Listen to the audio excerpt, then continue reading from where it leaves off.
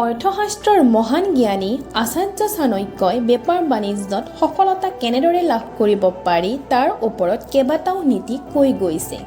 আপুনিও যদি ব্যৱসায়ত হাত দিছে তেনেহ'লে এই নীতিকেইটা জনাটো দৰকাৰ। আহক ভিডিঅ'টো আৰম্ভ কৰোঁ। চাণক্য নীতিমতে এজন ব্যক্তিয়ে ব্যৱসায় আৰম্ভ কৰাৰ আগত যিখন ঠাইত ব্যৱসায় কৰিব ঠাইখন কেনেকুৱা আৰু কেনে পৰিৱেশৰ সেয়া অধ্যয়ন কৰি ল'ব লাগে।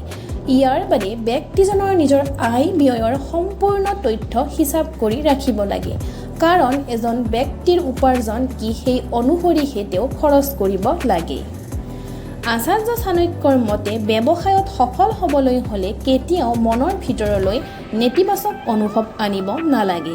ইতিবাচক চিন্তাৰে কাম আৰম্ভ কৰিব লাগে যাতে আপুনি প্ৰয়োজনীয় সফলতা লাভ কৰিব পাৰে।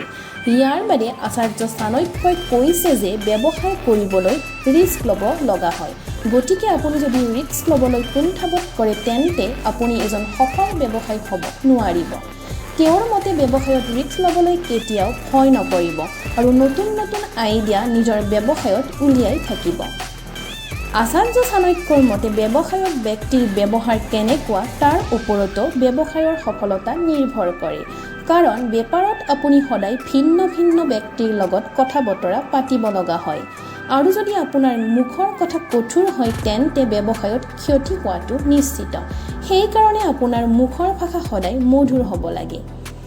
আচাৰ্য চাণক্যৰ মতে প্ৰতিটো ব্যৱসায়ৰ ক্ষেত্ৰত প্ৰতিযোগী আৰু শত্ৰু আছে।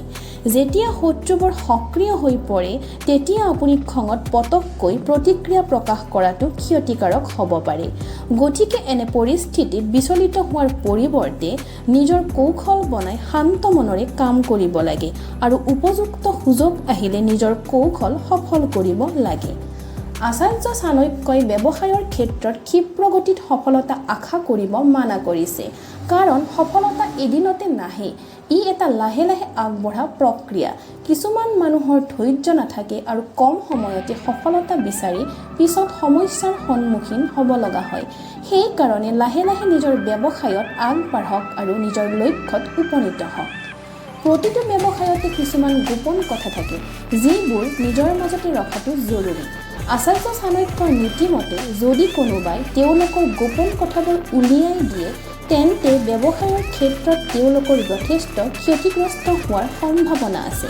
মানুহে নিজৰ গোপনীয়তাক মূল্য দিয়াটো গুৰুত্বপূৰ্ণ, কাৰণ ই এটা ব্যৱসায়ক অধিক কাৰ্যক্ষমভাৱে চলোৱাত সহায় কৰে। ফ্ৰেণ্ডছ, এই ভিডিঅ'টো যদি আপোনালোকৰ ভাল লাগিছে লাইক আৰু কমেণ্ট কৰিব। আকৌ লগ পাম আন এটি ভিডিঅ'ত।